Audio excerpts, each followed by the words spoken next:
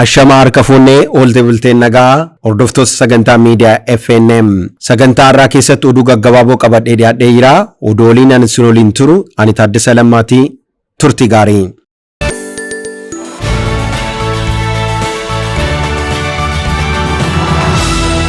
Magaalonni walitti makamuun carraa qabeenya qaban bakka tokkotti fiduudhaan walitti misoomaaf kaayyoo waloo qabaachuun pilaanii tokkoon akka hoogganamaniif gahee olaanaa qaba jedhan jiraattonni magaalaa Bishooftuu. Gurmaa'insa ammaa kanaan magaalaan Bishooftuu duudhaa Oromoo eegee akka guddattuuf xiyyeeffannaan hojjetaa jiraachuusaa bulchiinsi magaalaa Bishooftuu heereera. Manni marii bulchiinsa mootummaa naannoo Oromiyaa walgahii idilee sadaffaa bara hojii ja'affaa waggaa lammaffaa gaafa 20 Duwwaa 2015 ta'een magaalota lamaa fi isaa ol ta'an bakka tokkotti gurmeessuudhaan karaa tarsiimoo ta'een hoogganuun barbaachisaa ta'e waan ta'eef karaa bulchiinsaa fi mijataa ta'een walitti makamsi magaalotaa raawwatuusaa bulchiinsi magaalichaa beekseera. Gurmaa'insa kanaan magaalaa Bishooftuu, magaalaa Duukam akkasumas magaalota Hiddii, Hudee fi Dhankaaka fi Dirree walitti makuudhaan kutaa magaalaa 3 fi aanolee 10 magaalaa Bishooftuu jalatti akka gurmaa'an ta'eera. Magaalaan kunis hektaara 51,000 kan bal'atu yoo ta'u kunis magaalaa Shaggaritti aanee akkuma biyyattiitti magaalaa bal'inaan lafa lammaffaadha. Magaalaan Calalaqaa, Dhibaayyuu fi Duukam kutaa magaalaa bulchiinsa magaalaa Bishooftuu jalatti gurmaa'aniiru. Gurmaa'insi kunis yeroo isaa kan eeggate magaalaa jireenya fi mijooftuu uumuuf gahee olaanaa qaba jedhan jiraattonni magaalaa Bishooftuu.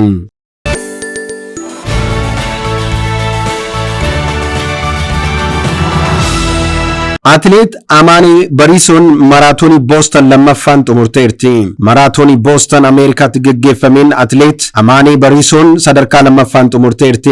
Atileet Amaaniin dorgommicha sa'aatii 2 fi daqiiqaa 21 fi sekoondii 50 kan itti fudhate yoo ta'u sekoondii 12 durfamuudhaan lammaffaa baateerti. Atileetiin Keeniyaa Helen Obiri sa'aatii 2 fi daqiiqaa 21 fi sekoondii 38 tokkoffaa ba'uun xumurteerti.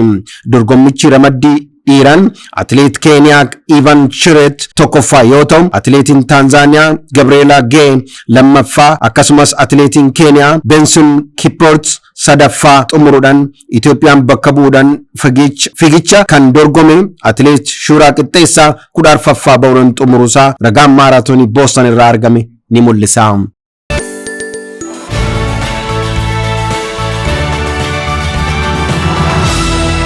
Magaalaa Finfinnee kutaa magaalaa Qirqoositti piroojektonni guyyaa 90 eebbifamaniiru. Warshaan daabboo Barakat guyyaatti daabboo fi keekii 300 hanga 400 oomishuu danda'u piroojektota eebbifan keessaa isa tokko ta'uusaa himameera. Ijaarsa warshaa daabboo kanaaf qarshii miiliyoona 173 baasii kan ta'e yoo ta'u guyyaatti hanga daabboo 4,000tti oomishuun raabsota daabboo Shaggarii fi kan qophaa'e ta'uusaa himameera. Warshichi lammiilee 80 oliif carraa hojii uumuusaa fi ijaarsi mootummaan fi abbootiin qabeenyaa dhuunfaadhaan kan ijaarame ta'uusaa himameera. Sagantaa eebba piroojeektii kanneen irratti afyaa'ii mana marii magaalaa Finfinnee Buzuna Aldirqaarii fi hojii raawwachiisan kutaa magaalaa Qirqoos Dr. Brook Kadir argamaniiru.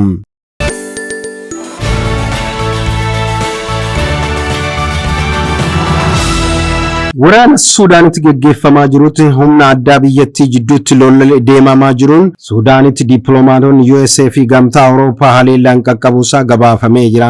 Ministeerri dhimma alaa USA kan ta'an Antooni Bilinkan akka jedhanitti konkolaataa dippiloomaatii USA fe'ee deemaa ture irratti haleellaan qaqqabuusaa garuu namni madaa'ee hin jiru jedhaniiru.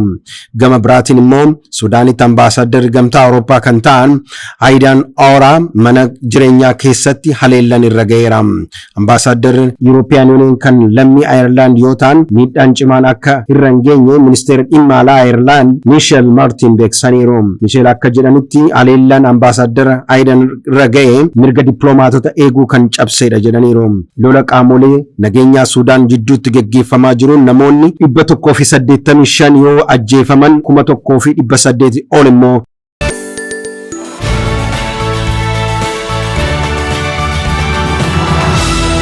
Miseensa humna waraanaa kan ta'e dargaggoon umurii ganna 21 kamiin iccitii cimaa mootummaa USA akkamiin argachuu akka danda'e shakkii taasisee jira. Dokumentiin basaasaa argachuu kan yaadamuun ol waan ta'e baramaa ta'eera. Jack Texer kan jimaata mana murtii dhiyaate hojjetaa eegumsa intarneetii humna qilleensa USA kan turedha. Akka maastereetti humna waraana qilleensa USA yeruutti gahee hojii isaa kanaan qacaramuuf ulaagaaleen barbaachisu muraasa turani. Kan akka barnoota sadarkaa lammaffaa fi qorannoo seenaa isaa kan akka ogeessotaatti jedhanitti qorannoon hanga tokko ga'umsa qabudha. Qacarummaan dura qorannoon seenaa isaa irratti taasifamu seenaa barnoota diinagdee fi hariiroo inni namoota waliin qabu akkasumas namoota inni beeku waliin gaafii fi deebii taasisuu of keessatti qabaata.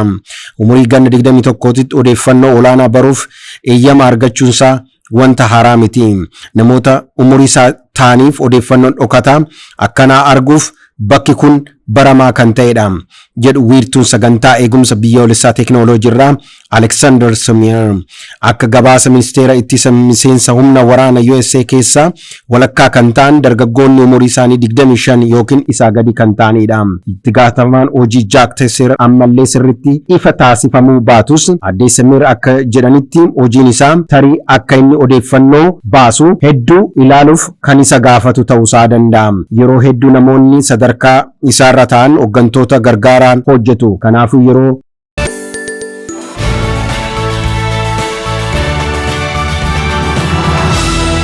Egaa hordoftoota sagantaa miidiyaa FNM oduuwwan gaggabaaboo har'aaf qabanne asirratti goolabnee jira. Sagantaan kun akka isin bira qaqqabuuf like, share, subscribe gochuudhaaf hiriyoota fi maatii keessanitti dabarsaa isiniin jenna. Waan nu waliin turtaniif galatoomaa nagaatti tola.